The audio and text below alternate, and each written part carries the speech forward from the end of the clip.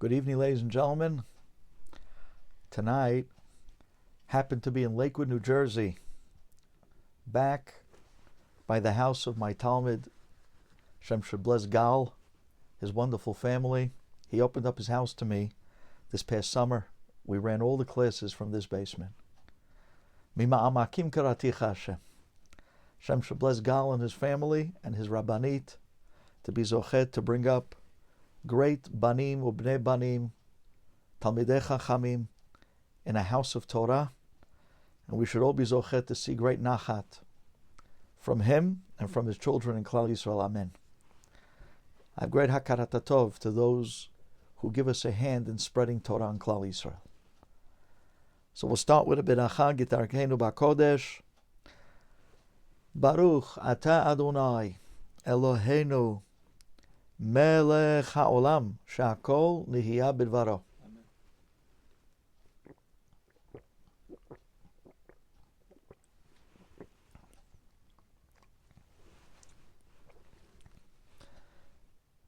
I know that last week we spoke in detail about this incredible trip that literally at the last moment, myself and two friends, two Talmidim, took to Budapest, to Hungary. We went on the yahrzeit of the great Reb Shaya ben Reb Moshe, Reb Shayla Kerestir. And I know that Thursday night's class was in fantastic detail of the miracles, and I cannot underestimate, when I emphasize again, the miracles that we watched, that we saw every step of the way. The entire trip on the way there, the actual experience, where typically I'm told that 10, 20,000 people generally show up to the yahrzeit of Reb Shayla. The fact that Hungary had a lockdown from 10 p.m. to 5 a.m. was, I guess, an opportunity in a way. Because came 10 o'clock, most of the people left. We were there in the kever with 100 guys. At 11 o'clock, 80 guys. 12 o'clock, 50 guys. And we literally had Rabbi Shayla on the yahrzeit to ourselves. I was up against a stone, rubbing my hands up and down his name, Rabbi Shaya ben Moshe, crying my heart out, asking for so many people, for so many Yeshuot for Klal Yisrael. It was an amazing opportunity. And then I was told that I made a terrible mistake, and I'd like to really take this opportunity to make a big correction. I mentioned many times in Thursday night's story that they were this incredible group of guys that were basically running the show, making seder all the time, from the shuttles going up to the kever, at the kever itself. They had this brilliant plan. They set up these metal barricades right around the kever, which I've never seen before. It's so smart. I wish they would do this by the Rashbi. And it allows anyone that comes in to walk down the lane, because there's this, like it's an easy pass lane. It's a lane between the metal guard and the kever, where everybody else is on the outside of these metal gates saying Tehillim, and there are these metal gates that box in the kever, so it allows you to enter, walk down, and literally walk right up to the kever, to the matzeva, to the stone, and to have 30 seconds with Reb Shayla. And then they push you on to the next guy and the next guy. They did an incredible job. The name of the organization was Shmira. I made a mistake. Last week I was saying Shomrim. I didn't know really the difference, but I'd like to give a tremendous call out, or maybe a shout out, to the organization Shmira. You guys did an amazing job. And you went out there selflessly. And you really put your heart and souls to be able to help the people inside the kever and running the house back where the Seudah was, and dealing with the police and the lockdown. Shakadosh Baruch Hu yishmerechem v'chayechem. He should give you tremendous bracha for what you've done. Hashem should bless you and your families, that you came out selflessly and in the zechut of the tzaddik, Rabbi Shayla ben Reb Moshe, You should be zochet to see unbelievable Yeshuot. The organization Shmira. Kol hakavod for what you did. Really kol hakavod. Generally, when I come to say a derasha, I'd like to drive home the point, and then from there to kind of circle back and end off with some sort of a powerful illustration, a story, because people remember stories. And when they remember the story, they remember the message. And when they remember the message, they remember the share. So they associate the story with the message, and then they associate the message with the share, and they walk out remembering the entire share.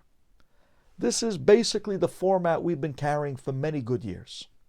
But tonight, I actually want to flip the format. Okay, Gal? Tonight, I actually want to go the other direction. We'll work backwards, halacha l'maisa, okay? Gal loves halacha. He's going to be a posek one day. So lichvodo, because I'm here in his basement, I'm going to flip the method and go backwards. Tonight we're going to start with the story, okay? And we're going to end off with the shir. Be'ezat Hashem. With siyata d'shmaya. Ladies and gentlemen, open your hearts. You know, last week, I got off a plane on Thursday. And I was lost in an ocean of miracles, mesmerized by what I saw in Karastir, blown away at everything that took place, from what you heard last week, Thursday night's class, of all the miracles to get there, and then Thursday night, I ended on us leaving the kever. I kind of ran out of steam because I was going on no sleep and no food for almost 3 days. But I want to end that story because there's one more incredible account that I want to thank Borei Olam for. And it happened when we were leaving the kever. Now, if you remember, last week, I mentioned that at 10 o'clock, the country went in lockdown. The guys from Shmira come in, and they announced to everybody, 10 o'clock, the last shuttle is going down to the house of the Rebbe, right? Many guys left. Many guys stayed. When I saw so many people stayed, I looked at Teddy, I looked at Lee in the Kohanim section, and I said to myself, we're not going nowhere. We didn't travel 19 hours to come to Reb Shayla for an hour's tefillah. So we said to ourselves, as you heard last week, you know what? If they're going to arrest us, let them arrest all of us. I'm here for Reb Shayla. And we stayed. 10 o'clock, 10:30, 11 o'clock, and we continued to plow away. And people were leaving. And the more people that left, the more exclusive the kever was. The more wow of a moment we had, kind of a private one-on-one Reb Shayla on the night of his yard site. This is unbelievable. And then finally, like I told you last week, at 12 o'clock, the doors come open, the Shmira guys come running in, and they announce, guys, listen to me. The police allow us to send up one more shuttle. Now, this was not planned. Remember, the lockdown in the country officially was 10 p.m. And that came and went hours ago. And so did the people. We got an extra 2 hours, 3 hours, 4 hours of davening with a one-on-one Reb Shayla with just 50 people that stayed around. And boy, was it wow. And you were able to feel in the air something incredible. And I told you, the people that remained, these were the diehard Hasidim. They were doing Yud Gimel Midot Tikkunim. Every few minutes they were screaming out, Hashem, Hashem, Kel Rachum V'Chanun. Every few minutes they were screaming out Tehillim. One guy was in the back singing the Reb Shayla song, which I think I finally got the tune down pat. I know last week I sang it off tune, but now I think I got it finally. Someone sent me this really cute clip, and I think I got it. But the bottom line is, they come running in, and what was not supposed to happen, happened. The police allowed for another shuttle, a last shuttle, to come in at 1 a.m., or maybe it was 2 a.m., I don't even remember, it was one of the two. That night, I was lamala mi'azman. I had no idea of time. It was either 1 or 2 o'clock in the morning, whatever it was, but it was the last shuttle that was never supposed to be. At that point, we already davened for about 4 or 5 hours. At that point, we already finished most of the Tehillim, and we already cried and begged and pleaded for all the Yeshuot, for all the people that I went for, that we went for myself, my family. And this was a wow, the yard site, one-on-one Reb Shayla, up against the kever, up against the tombstone. I look at Teddy and I say, Ted, you got what we came for? I look up at the glass by the Kohanim section. I see Lee is up against the glass, crying his heart out. Lee, thumbs up? You got what you came for? They both gave me the thumbs up. I said, okay, let's get on the shuttle. We jumped on that shuttle, 1 or 2 o'clock in the morning, I don't know. And we went down, back to the house of Reb Shayla. And this is where last week's story ended. And ladies and gentlemen, I want you to open your hearts, because I didn't have time to tell you last week how this incredible trip ends. And I want to start with that this week and then go into tonight's share. Listen to this. The shuttle comes down to the house of Reb Shayla, where the big Seudah is taking place. And they have the shuttle drive into an alleyway, not stopping right there in front of the house, but to an off-section alleyway. We were told to get off the shuttle one at a time.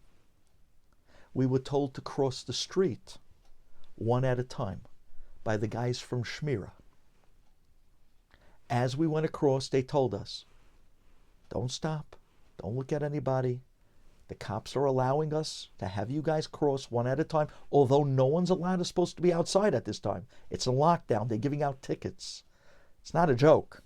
Later on, when we got later on that morning to the airport, and we found out from people that there was guys that went up to the kever at 4 in the morning before the lockdown was over. They went up on their own, 4 in the morning. The cops got them. And they hit them for $1,000 tickets. They were fined big money. Not stop. So they weren't joking. But somehow or other, min hashamayim, they got these cops to look away. Although it was 1, 2 o'clock in the morning, whatever it was, we walked. They said they just don't want it to look bad. They don't want it to look like there are people in the street. So if one guy crosses one at a time, it looks very, So we walked across one at a time. Didn't make a scene. Went inside the house. Wow, you had to see the food. They had cholent rolling, kishka. They had schnitzel. I mean, I myself downed, 2 schnitzel at 2 o'clock in the morning. Don't try that at home. But it was rolling. Guys were singing. It was a scene. It was a scene. It was great. It was great. And we were talking about all the miracles on the way in. And then we realized, Higiyazman, our flight out was that morning at 9 in the morning. So we had to get out already because we have at least 2 hours back. So we make our way back up to the front door and we're thinking, how are we going to get outside? They're not letting anyone outside. Our car is a block away. How are we going to get the car without getting arrested? How are we going to get out of the house with getting into a car in front of the cops and allowing us to take off to the airport? Like, you're not allowed to be on the streets. The country's in lockdown. It's not a joke. So Lee looks at me with a smile. He says, listen, I'm going to get the car. I said, Lee, you can get arrested. He says, no. I'm going to get the car. I said, no. You're going to get arrested. He said, no. I'm going to get the car. 2 minutes later, he disappears. I'm thinking, Shema Yisrael, he's going to get arrested. After about 10 minutes, Teddy's phone rings because I had no service. I said, Teddy, who's calling you at 2 in the morning, 3 in the morning, 4 in the morning? He says, it's Lee. I said, oh my gosh, they arrested him? He said, no. He snuck out the back, went up the block, and somehow or other got the car. He drove down and he pulled into the same alleyway that the shuttle went in. I said, okay, very smart. Now how are we going to get there? He's telling us to figure out a way to get across the street. Now I'm telling you, this is one of those, I felt like I was in, I was in communist Russia battling against the KGB, trying to get across the border to the United States. It was like one of those black and white crazy novels, you know. We walk up to the front door. I look at the guy from Shmira. It was a great guy, Chassidish guy, and I said to him, we're going back to the airport, and our car is across the street. And he says, okay, don't worry. Just don't look at the cops. Go across one at a time. Yeah. So Teddy goes across. He looks down. I go across. The cop turns around. Hey, yes. I start looking at him saying, I'm on the way to the airport. I had to say something. The Shmira guy jumps in and starts telling the cop, no, don't worry, it's okay. They're flying back to the airport. They're not bothering him. They're only one. And while he's talking down the guy, he gave me that look like I took off across the street, went down the alleyway. We get into the car. I say, Lee, remember, you got to pull out of the alleyway quietly. Keep your headlights off. I mean, this was like breaking out of, I don't know, Alcatraz. Keep the headlights off. Pull out quietly. No screeching, please. All right, the cops are right there. That's the last thing we need. Just keep it on the down low. He says, yeah, Rabbi, I got it. He pulls the car out, pulls out backwards, very quietly, very smoothly pulls it out, starts slowly going across, and this cop turns around and looks at us in the car. And I saw his face starting to turn. And the Shmira guy was there, and he realized what was going on, so he jumped in front to say something. I turned to Lee and I said, floor it! we gotta get, this is not a joke. Lee he just took off, and we didn't even look back. And we were out of there. I'm telling you, it was crazy. We're on our way now. Ladies and gentlemen, listen to this. We're on our way back to a little over a 2-hour drive to the airport. We got to get to the airport in Budapest in order to make the 9 o'clock flight. We got to give back the car. We need some time. We got to daven. So we're on our way back to the airport. And about 25 minutes into the ride, Lee turns to me and says to me, Rabbi, I don't know how to tell you this. I don't think we have enough gas. I said, what do you mean? He said, I don't think we have enough gasoline. We're not going to make it to the airport. I said, Lee, the country's in lockdown. We're not allowed to be on the road. The reason why there's nobody outside except for us, there wasn't another car on the road. You understand what we're talking about here? There was nobody, not on the highways, zero.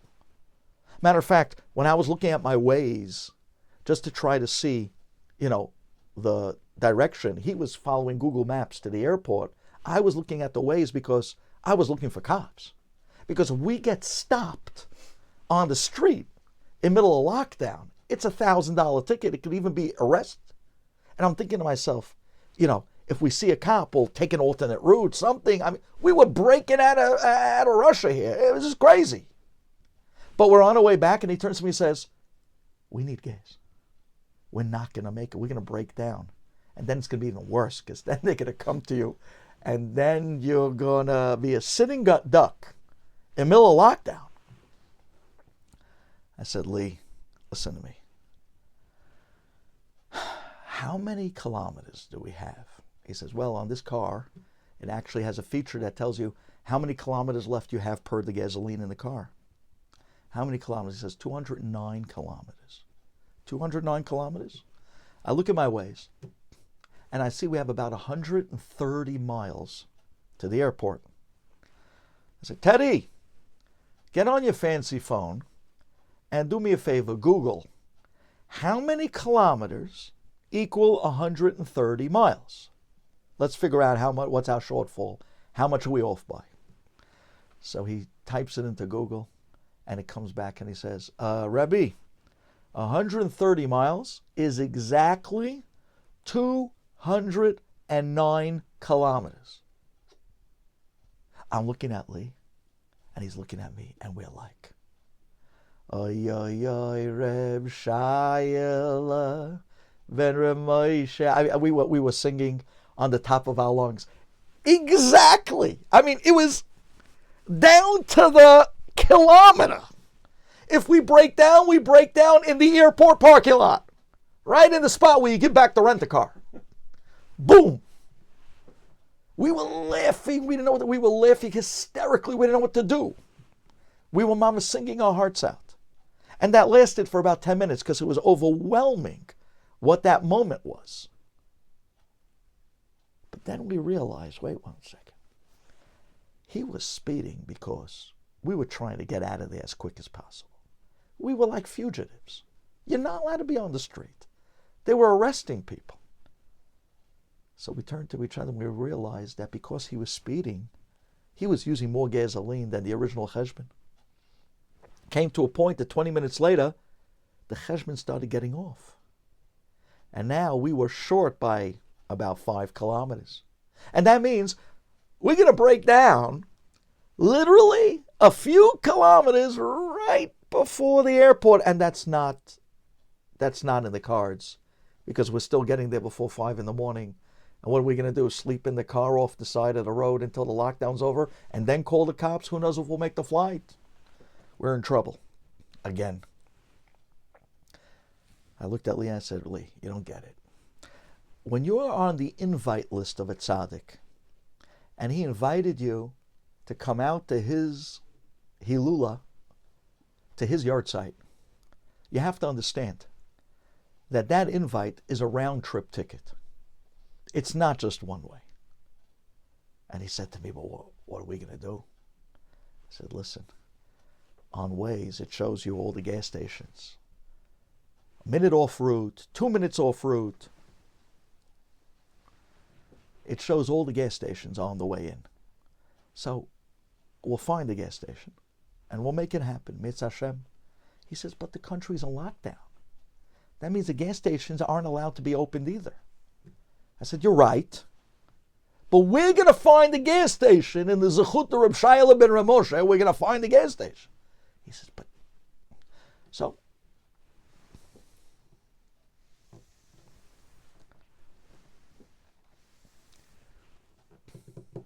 So I...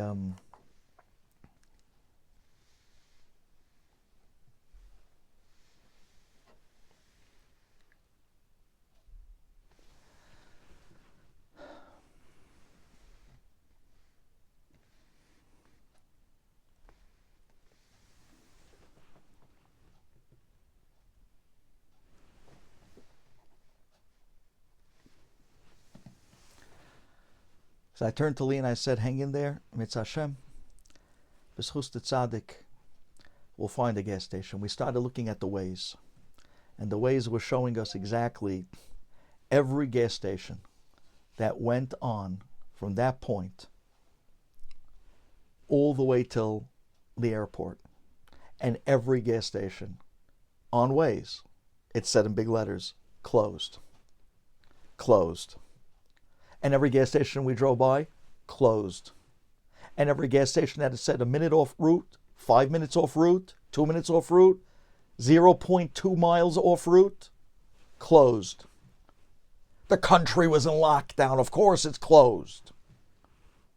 He says, we're not going to make it. We're gonna break down on the highway in lockdown. We're sitting ducks.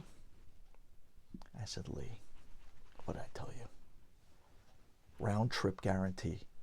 B'schut Reb Shayla. He said, come on, Rabbi, what are we going to do? I said, there's a gas station coming up that's on the route itself. On the route itself. The name of the gas station was Avia, A-V-I-A.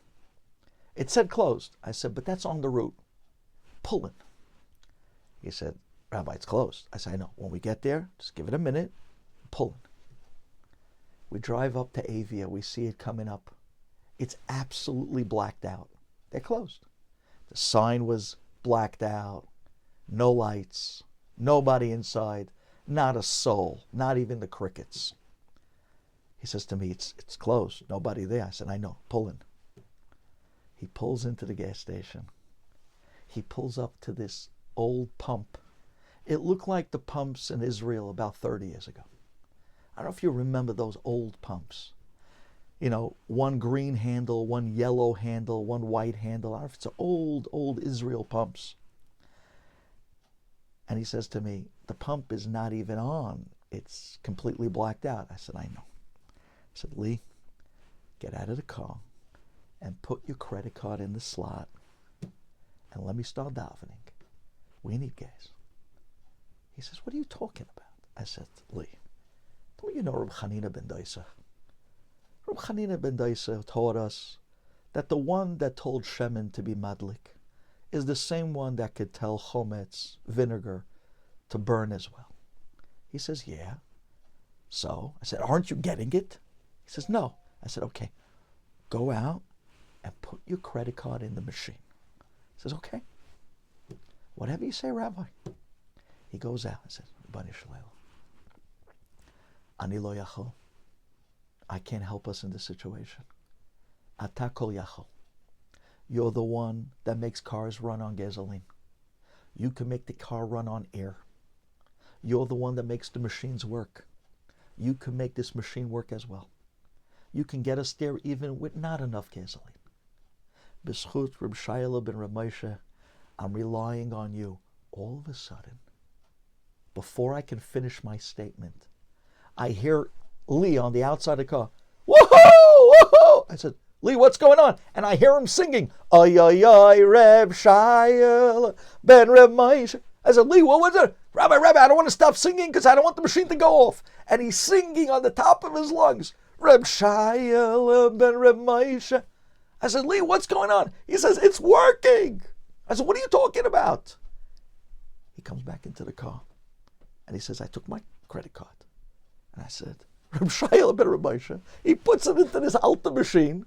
He says, all of a sudden, the machine asks him for the zip code.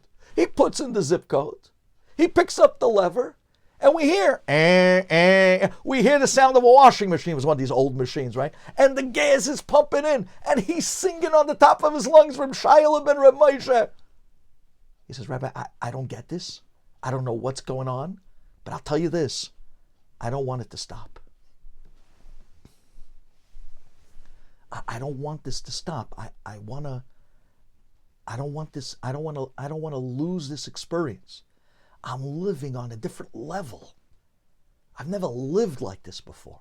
I've never lived in such a world. This was one miracle after the next miracle. This is the world of Enod Milvado. This is the world of Tzaddikim. He says, like, I entered a different time warp, a time zone. This is not normal, Rabbi. I don't want it to end. He says, you don't get it. To you, you're a rabbi, but to me, I walked up to the machine. It was off. The gas station's closed. Why in the world did that machine just work? How come it just pumped in how many 5 liters, whatever it was, of gas that we ended up having 500 kilometers when we were done? He says, where did this go? What's going on here? He says, I know what's going on here. I just don't want it to end. I don't want to leave this world. This world is unreal. I said, you don't have to leave this world. The Ribono Shel Olam gave us a taste of something that's an En Od Milvado experience. Now it's up to you to choose. Do you want to hold on to it and make this your reality? Or do you want to go back to your old reality? It's your call. What world do you choose to live in? You choose to live in the world of you, the world that you think you're doing and you're deciding and you're going and you're accomplishing and you're the one that's doing, or are you ready to literally surrender the entire world to the one that runs it and say, Abba, ani lo yachol, ata kol yachol, ani somech alecha, v'ani boteach becha, bebitachon azah, an eisen of bitachon.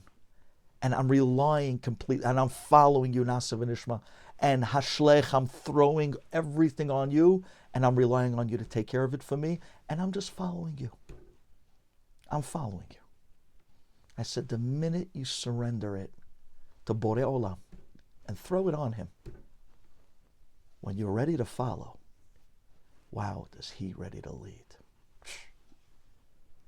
It's your choice. Which world do you want to live in? And he said, Rabbi, I don't want to leave this. We tasted a world that what you see is literally what you don't get. It is the hepuch from what it seems to be. We watched on this trip from the beginning that we started this journey towards Hungary, to the journey back in Budapest, back to the airport under lockdown, that every step of the way was sprinkled with nisyonot, with challenges. Every step of the way. Every step of the way there was a closed door, and the minute we encountered that closed door, it was our call to choose which world we want to live in, and that choice was the opening of the door and the challenge to get to the next step, which outside would look miraculous. But once you start getting used to this life, it becomes like, wow, this could really be real. I can actually hold on to this. I can actually live here. I can actually exist in this type of prism, in this type of time zone, in this type of amazing lamala miderech hateva world. I could actually live as an en od milvado Jew.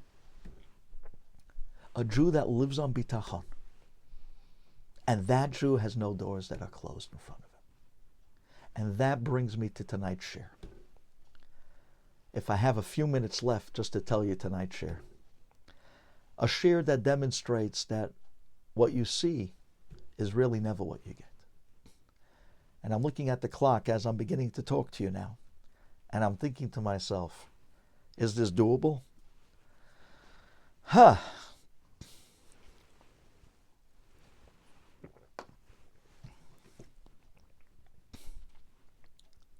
So here we are in the days of Sfirat HaOmer, the days that the 24,000 Talmidim of Rabbi Akiva passed away.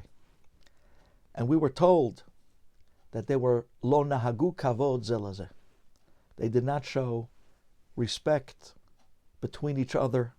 And it's an amazing thing, because you're talking here about giants, 24,000 great Torah scholars, students of someone who was the epitome of midot prince. Ve'ahavta l'reacha kamocha. Ze klal gadol b'Torah. This is Rabbi Akiva. His students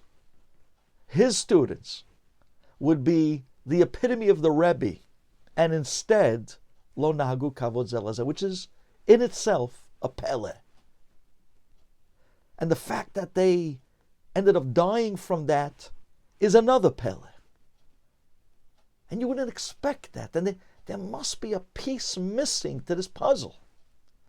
What was it? What was it that they went wrong exactly?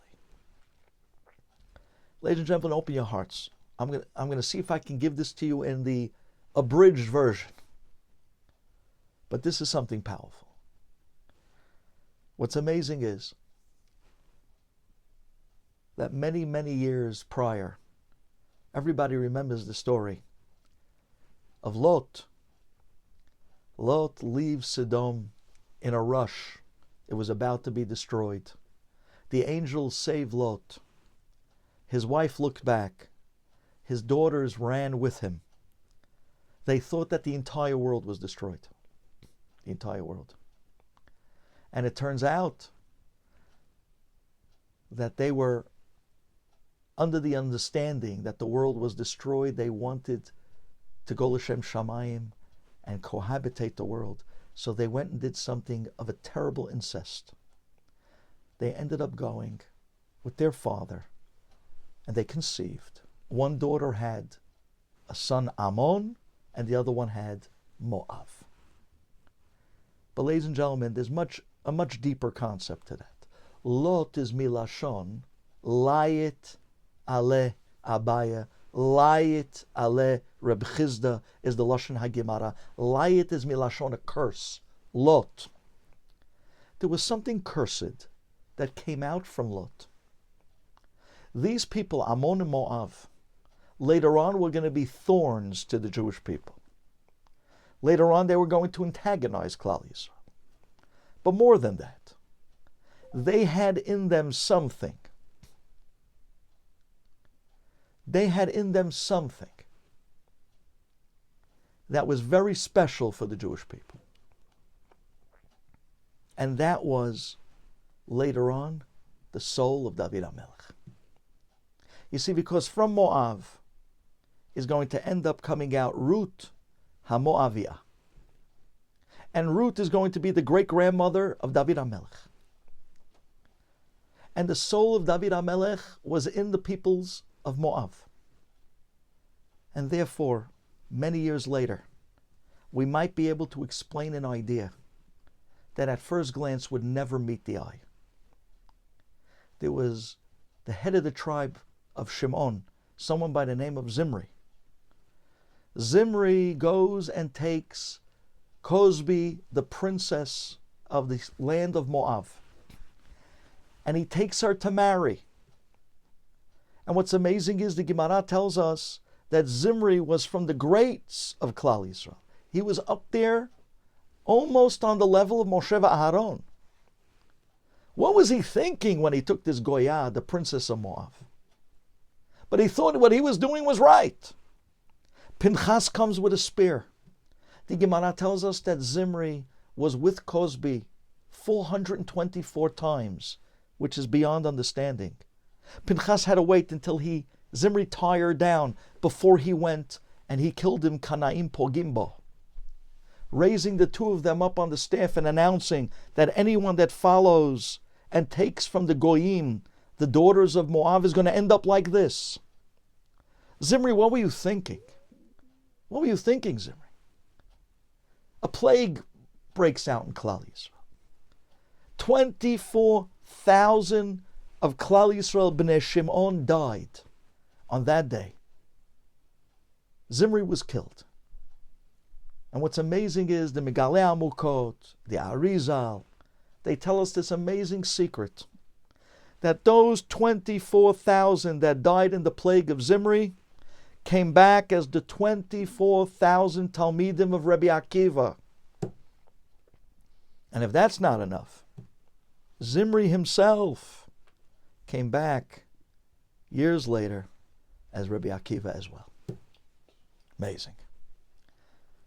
So Zimri comes back as Rabbi Akiva. The 24,000 that died in the plague, Bnei Shimon, come back as the 24,000 that's going to die again in a plague as the Bnei or the Talmidei Rabbi Akiva. The ones that we're mourning for now in this period of Sfirat HaOmer between Pesach and Lag BaOmer. What's the connection? What's the correlation? What's shaychut? From where to where? Where's the tikkun? What's the understanding? In a simple nutshell, because the time is late. In this world, what you see is never what you get. It all depends on what you believe in and where you're holding in life. But if you're ready to step up and live a little deeper, you'll find things. Borei Olam will show you an emet underneath the mask of this world to see things you never believed would be true. And that's exactly, open your hearts and hear this. Rabbi Akiva, in his day, the Gemara tells us that Rabbi Akiva announced that Bar Kochba was Mashiach. Rabbi Akiva went and even carried the glima. He carried the clothing. He carried the towel of Bar Kochba to the mikveh. He's the Gadol Ador. Rabbi Akiva, you're the Gadol Ador. Bar Kochba is the Mashiach. Yes, I paskin that he's Mashiach. If Reb Chaim Kanievsky Shalita would come right now and paskin that a certain person was Mashiach, would you doubt it? This is Rabbi Akiva, Rabban Shel Yisrael, the one that saved Torah, starting over with 5 students, saving Torah in Klal Yisrael. Would you believe? And he says that this person, Bar Kochba, is Mashiach. How could Rabbi Akiva be wrong? Right after that, Bar Kochba died. He died. It turned out that he wasn't. What happened there? Gadol Ador. Did Rabbi Akiva make a mistake? Chas v'shalom. Chas v'shalom, even to say a thing like that. Rabotai, open your hearts. Listen well. Rabbi Akiva was Zimri. The 24,000 was the 24,000. When Zimri went and took Cosby, he took the princess of the nation of Moab. Zimri, what are you thinking? You're the third greatest man in Israel. You're right under Moshe Aaron. Such a gadol. What was he thinking? Says Zimri, you want to know what I was thinking? I know that the nitzotz of David HaMelech is hidden in the nation of Moab. Moab is Gematria 49. Moab represented the 49th level of Tum'ah. He was placed there, the Neshama of David HaMelech, camouflaged in a place that the Yetzer Hara would never look. Because every step of the way of the Davidic dynasty of David HaMelech and Mashiach was always camouflaged and always brought through the back door. It was camouflaged by Lot and his daughters. Matzati David Avdi. Where did you find David Avdi? Says in Tehillim. I found him in Lot, in Sodom. What? In Sodom? Who would look in Sodom? That's the point. You'd never look there. Mashiach is always brought through the back door. It started with Lot and his daughters, camouflaged. And then after that, the Maisa with Yehuda and Tamar. Who would ever look in such a Maisa that till today is hard to grasp?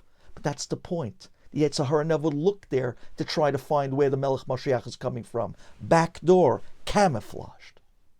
And then again, the next step down, it goes all the way down to even Ruth, where there was a big debate if you can even take converts from Ammon and Moab, until finally they came along with the psak, Ammoni v'lo Ammoniyah, Moavi v'lo Moaviyah. Finally it was, but there was a big debate to forget. Exactly, because we don't want the Yetzer Hara to even look there.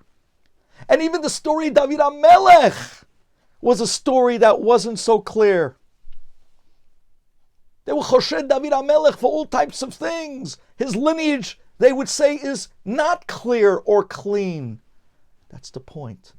Because it has to be brought through the back door, constantly. Zimri was a gadol. Zimri knew that the neshama of David HaMelech was in the land of Moab. Moab, Gematria 49, the 49th level of Tum'ah. They represented all 49 levels of Tum'ah. They represented incest and lust. And that's why their daughters attacked Klal Yisrael, because that was their power. Zimri says, you're going to attack me with your daughters? I'm going to turn the tables on you, Moab.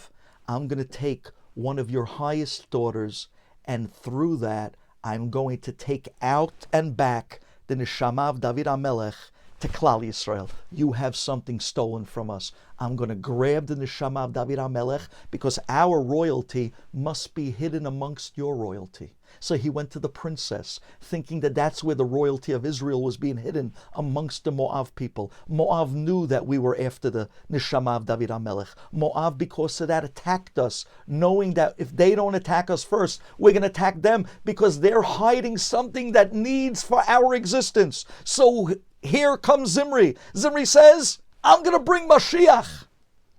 So he goes and he takes Cosby and he marries her with the intent that he's going to draw out of her the royalty of Moab, the royalty of Israel. I'm going to get the neshama of David HaMelech back to Klal Yisrael. I'm going to bring Mashiach and then enter Eretz Yisrael, Mashiach Tzidkenu, build the bayit, and we'll live happily ever after. That was Zimri's machshava. Says the Imre Yosef, I can prove it to you, because the Gemara says that Zimri was with Cosby 424 times. Says the Imre Yosef, 424 times, 424 is Gematria Mashiach ben David.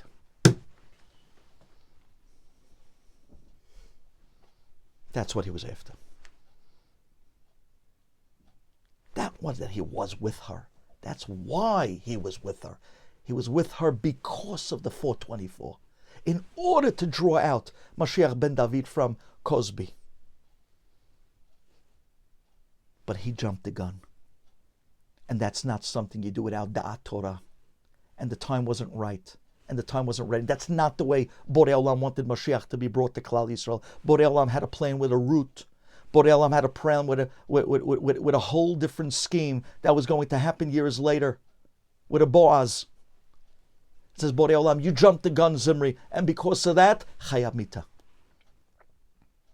So Zimri was Hashem Shamayim, tried to bring Mashiach, but premature.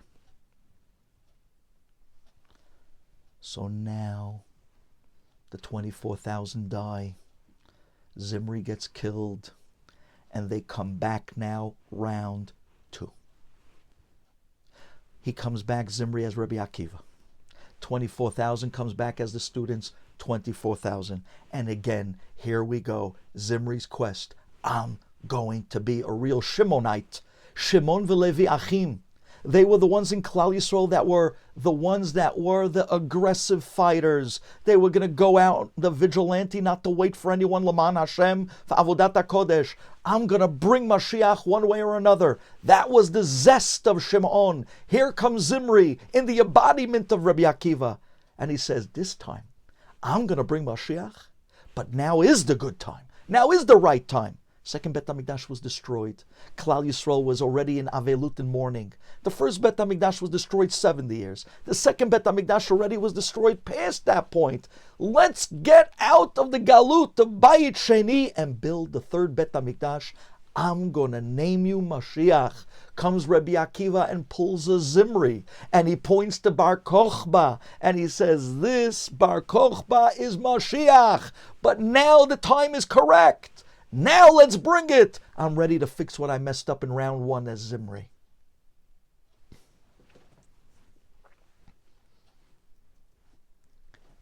And Rabbi Akiva was right.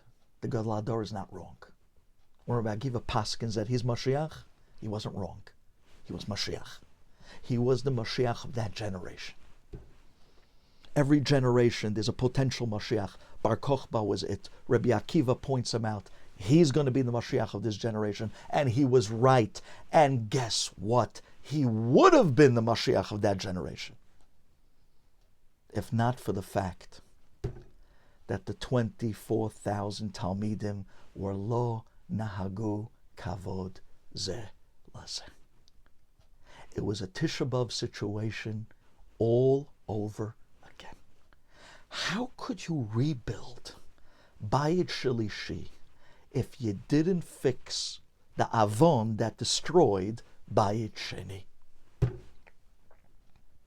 So we had a Tisha B'Av that destroyed Bayit Sheni because of Sinat Chinam. Shelo nahagu kavod ze laze. And we had another Tisha B'Av years later in the days of Rabbi Akiva where Mashiach would have came. Just what happened was Sinat Chinam destroyed the potential of the Bet HaMikdashes being built. The coming of Mashiach in these days between Pesach and Lag BaOmer would have been Bayit Shlishi. We're living right now through a time of a Tisha B'Av period. That's why we're in Avelut. That's why we can't shave. That's why there's no music. It's literally a Tisha B'Av stretch. Because what happened in Bayit Sheni happened again these days amongst Rabbi Akiva and the 24,000. And it's just like in the round 1, the 24,000 weren't successful in the derech of bringing Mashiach with Zimri the first time. The 24,000 yet again fell short of bringing with their Rebbe Mashiach, although the time was better and it would have worked. But the tikkun wasn't there. Lehefech. Because the Sinat Chinam was still there, the same thing that destroyed Bayit Sheni stopped Mashiach and the Bayit Shlishi from being built. Hine, Tisha B'Av period, Avelut, all over again.